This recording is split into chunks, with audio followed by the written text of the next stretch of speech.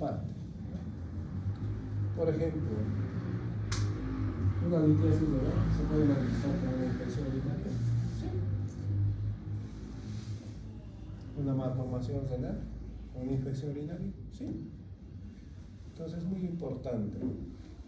Por eso cuando vean un paciente con infección urinaria, su método, su objetivo no es tratar la infección urinaria. Su meta de ustedes es saber por qué hace infección urinaria. ¿Por qué? Y el saber eso les va a ayudar a diagnosticar muchas alteraciones.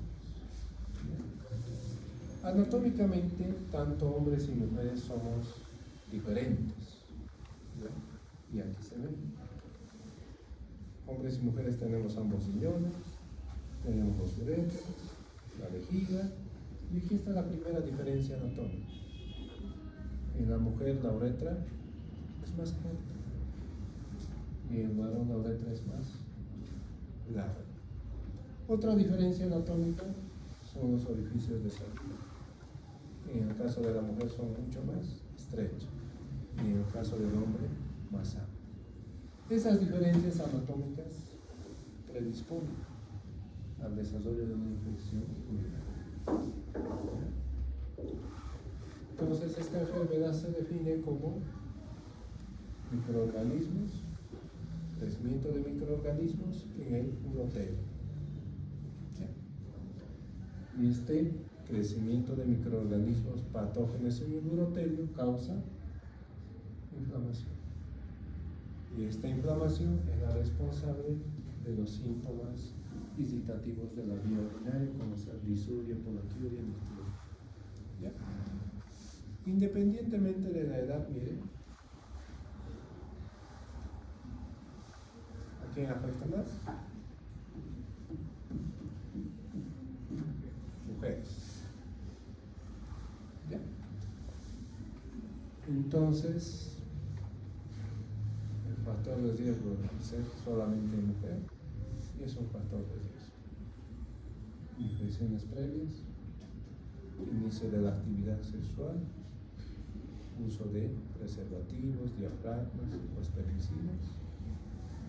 La vulvovaginitis también puede causar infección urinaria, manipulación, comorbilidades como diabetes o obesidad y un componente genético. También las mielodisplasias que hacen referencia a las malformaciones renales y de vía urinaria favorecen el desarrollo del aire, porque las mielodisplasias están asociadas altamente con alteraciones anatómicas del parénquima renal. El agente más común, ahí está, la EPO, más del 80%. Pero ahí tenemos también Klebsiella, Proteus, Enterobacter, Pseudomonas y otros también podemos ahí tener los gram positivos, los hongos, los parásitos y otros. ¿Cómo llegan estos microorganismos al parénquima renal? Pueden llegar por vía ascendente, la más común, seguido por hematógeno a partir de un foco infeccioso y la vía linfática. En la vía ascendente, el primer paso que ocurre, uno es, ahí están las bacterias uropatógenas. Llegan a la uretra, se adhieren y van ascendiendo. Llegan a la vejiga, se multiplican y generan una respuesta inflamatoria. Esa respuesta inflamatoria da los síntomas irritativos. Si el proceso continúa, estas bacterias uropatógenas van a seguir ascendiendo a través del uretra y llegarán al parénquima renal. En el parénquima renal proliferan e invaden el torrente sanguíneo. Entonces, nosotros tal vez lo encontremos en esta etapa inicial, o ya cuando ya esté con datos de urocéresis.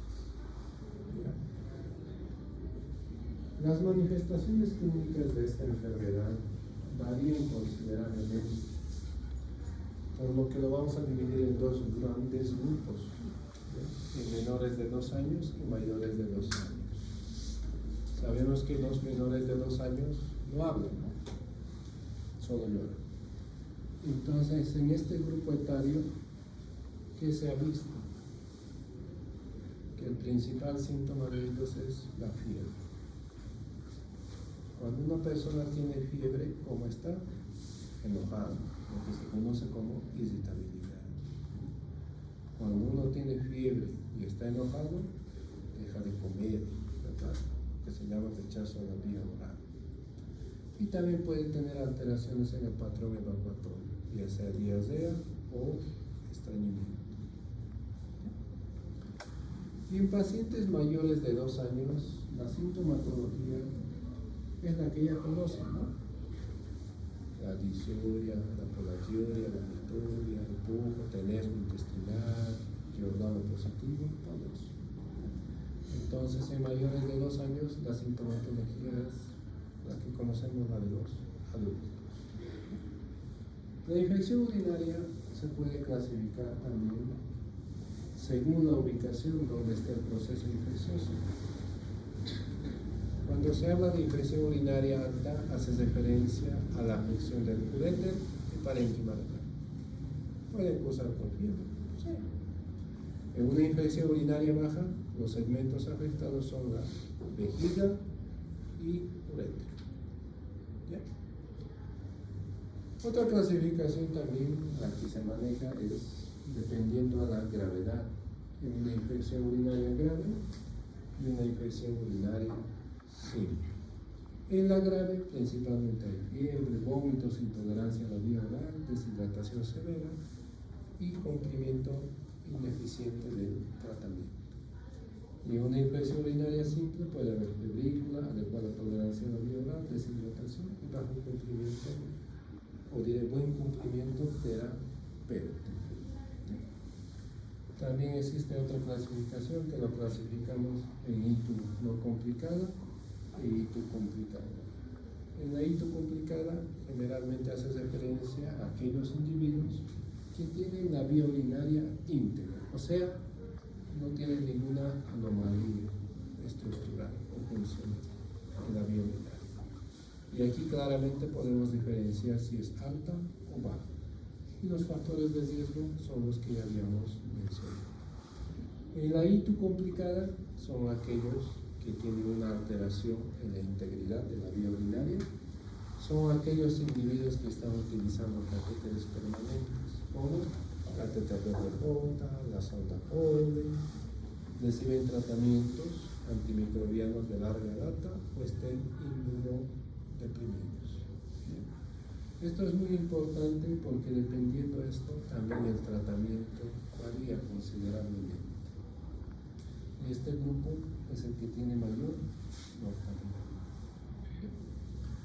Otra clasificación, ahí tenemos la bacteriuria asintomática, que es nada más un urocultivo positivo con ausencia de síntomas. Estos no se tratan, solo se vigilan. La reinfección es nada más que 2 cuadros de IBU ocasionados por diferentes microorganismos. La infección recurrente son más de 3 cuadros de IBU en un lapso de 2 meses o 2 episodios en un lapso de 6 meses. ¿Cómo vamos a diagnosticar esta enfermedad? ¿Cómo lo vamos a sospechar? Mucho se habla del examen general de orina, ¿no? Lo que recomendamos es esto. ¿Se puede recolectar la orina? Sí. Hay que procesarla de manera inmediata. Hay diferentes maneras de tomar la muestra de orina. El chorro medio, la sonda y la punción. Todas sirven. ¿Ya? Pero cada una tiene su indicación precisa. Por ejemplo, a un adolescente le vamos a hacer una punción suprapúbica. No creo, ¿no? A un paciente que está en terapia intensiva, a ese sí yo le puedo meter la sonda o hacer una punción suprapúbica. Entonces, dependiendo de la condición de tu paciente, tú vas a determinar si tomas el chorro medio por sondaje o por la punción suprapúbica. Pero, una vez que tomen la muestra, miren, tienes una hora para que lo analices. ¿Ya? Después de eso, las bacterias, todo se empieza a contaminar. Pero también se recomienda que dentro del refrigerador se puede mantener por un máximo de 24 horas. ¿Ya? Cualquiera de las dos cosas se aplica. El examen general de orina no diagnostica infección urinaria, orienta o sugiere. Y los datos que sugieren, ahí tenemos la esterasa leucocitaria, los nitritos, la combinación de esterasa leucocitaria con nitritos, los leucocitos o las bacterias. ¿Por qué orientan? Por ejemplo, si tu paciente es un paciente inmunosuprimido, ¿creen que esto va a ser positivo? Va a ser negativo. Si tu paciente tiene infección urinaria por gram positivos, los nitritos también van a ser negativos. Y puede ser que el paciente esté cursando con una infección urinaria. Entonces, el examen general de orina orienta, no diagnostica infección urinaria en ninguna parte del mundo. Lo que sí diagnostica es esto: urocultivo. Es el gold estándar diagnóstico de infección urinaria. ¿Ya? Y dependiendo cómo tomaste la muestra, la cantidad de formación de colonias varía. Si tomaste por aspiración suprapúbica, mayor a 1000 unidades formadoras de colonia es positivo. Si tomaste por cateterismo o sondaje vesical, mayor a 10.000 unidades formadoras de colonia es positivo. Y si tomaste por chorro medio, mayor a 100.000 unidades formadoras de colonias para gram negativos.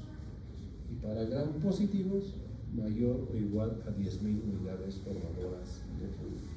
Entonces, dependiendo de cómo tomas, varía considerablemente el reporte. Se sugiere, según la literatura, la toma de otros estudios, sobre todo solo cuando hay una infección urinaria complicada. Aparte del urocultivo, puedes solicitar el EGO, la hemática, los hemocultivos y la función renal, pero solamente en estos casos. En una infección urinaria no complicada es más que suficiente un urocultivo. Y para determinar la causa de la infección urinaria, tenemos una serie de estudios que podemos realizar. El primer estudio indicado pues, es la ecografía renal, ya que a través de la ecografía renal, ¿qué vamos a ver? Malformaciones o dilataciones de la vía urinaria. ¿Cuándo está indicado? Cuando hay una infección urinaria atípica. Cuando se habla de una infección urinaria atípica, hace referencia a una infección diferente a los gram negativos. Ejemplo, una infección por gram positivo. Primera infección urinaria con el cultivo positivo y una respuesta al tratamiento inadecuada. Ahí también. Y cuando existe también infecciones urinarias recurrentes, ya que la ecografía nos va a poder mostrar esas cosas. Ahí tenemos alteraciones en la anatomía del parénquima renal, como el riñón en desarmadura, las dilataciones de la vía urinaria, secundariamente probablemente a un proceso obstructivo, o las malformaciones como la presencia de quistes, que pueden formar parte de la displasia, o ser quistes solitarios o poliquistosis renal.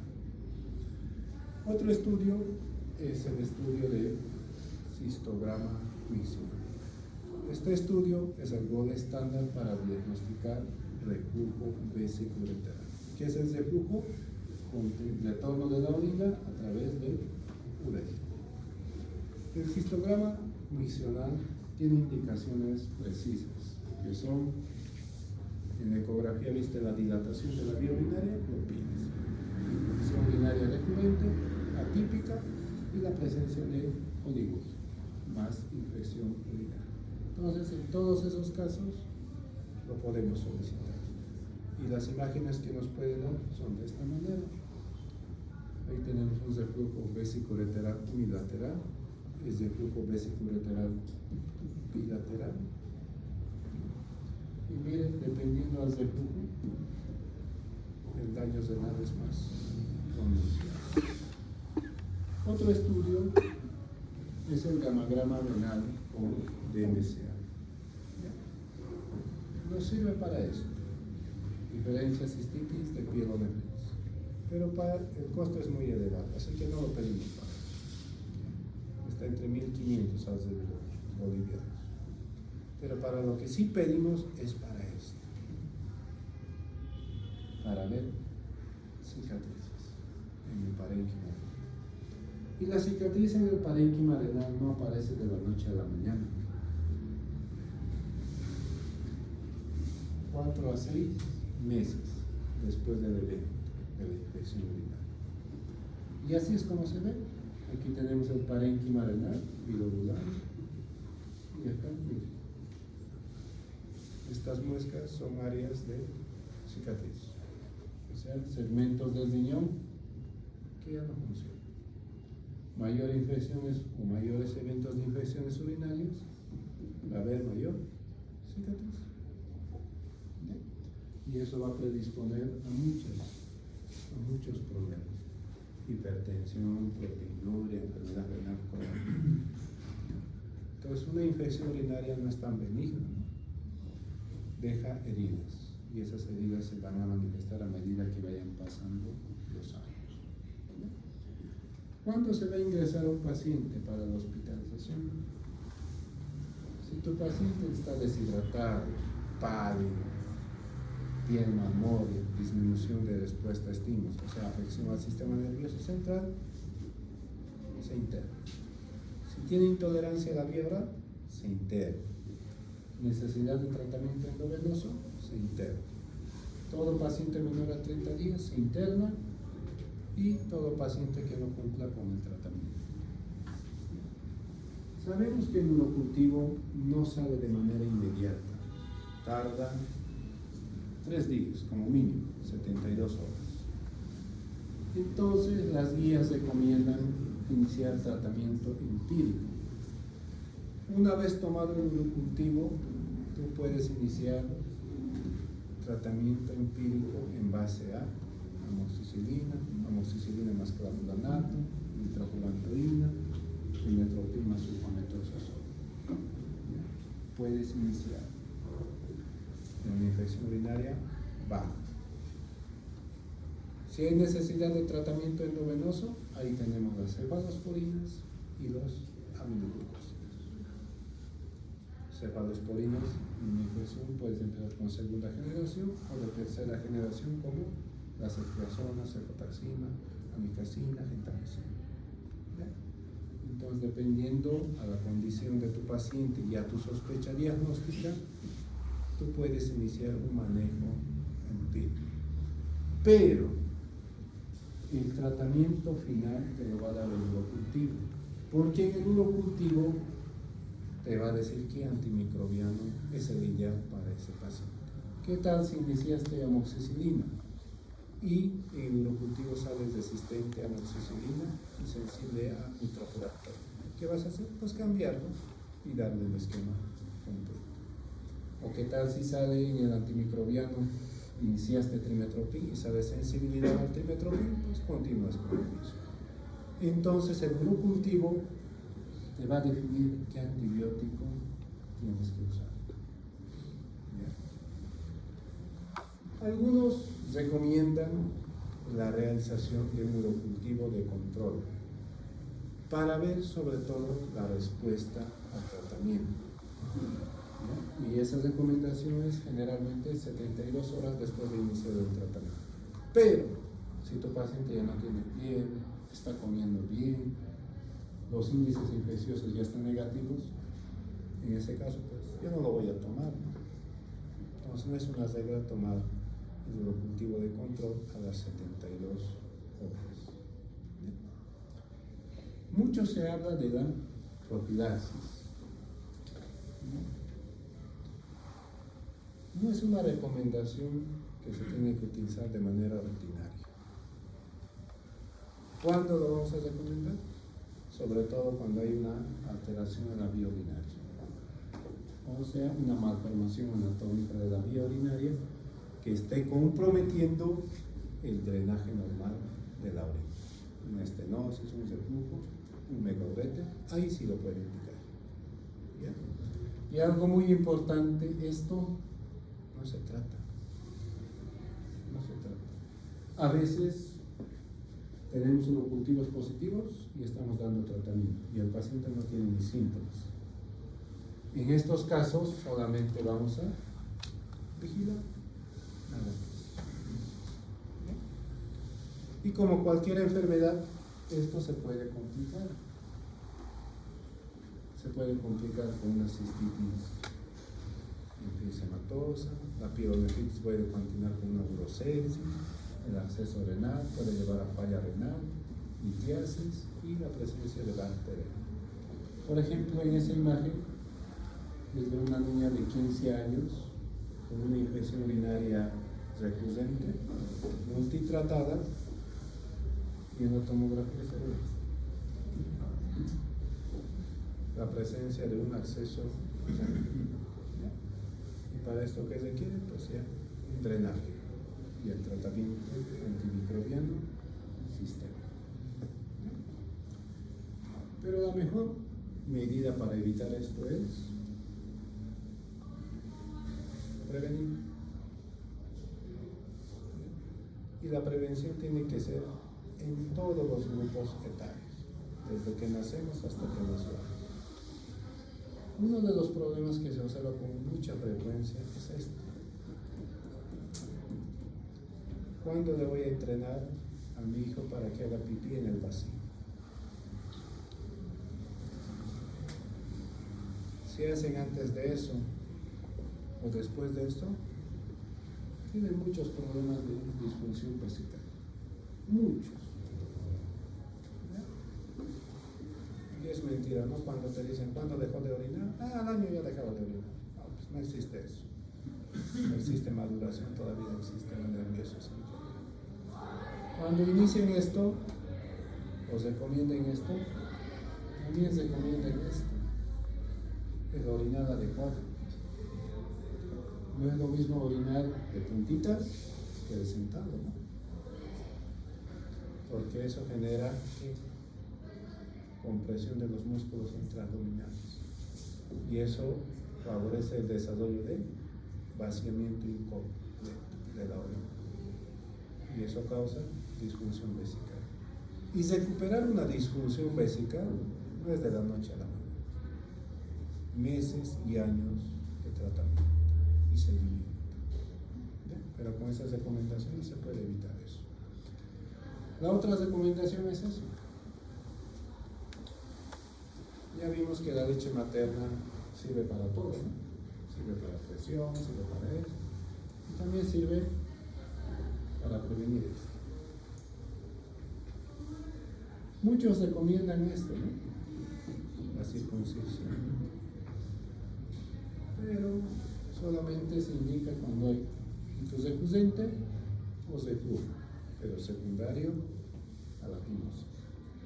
¿Ya? Entonces solamente en esos casos hay que indicarlos. Obvio, ¿no? La ingesta de líquidos, la higiene, cuando uno tenga ganas de hacer sus necesidades, hacerlo para evitar el estreñimiento y otras cosas. Y cuando se envían a nefrología, si tiene alguna anomalía, manden, no se lo hagan. Si ya tiene el riñón afectado, manden. Si está hipertenso, tiene proteínas o sangre en la orina, manden. O si se está deteriorando la función renal. A veces, muchos de los colegas se agarran al paciente,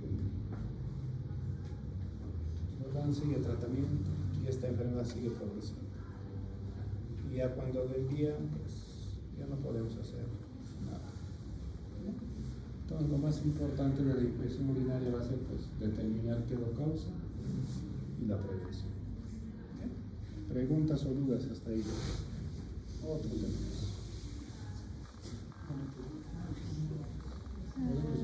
así que. Preguntas o dudas hasta ahí minutos. Doctor, entonces en la YouTube faltaría solo la contaminación que, digamos, de un paciente que va al hospital, ahí se contamina. ¿A eso cómo le llamaríamos? ¿Manipulación? Hito contaminada pasa de ir fácil. Cuando hay una infección urinaria o una infección contaminada en el cultivo salen 2, 3 o 4 microorganismos. Entonces pues... Y en el examen general de leucocituria, hongos, sale un montón de cosas.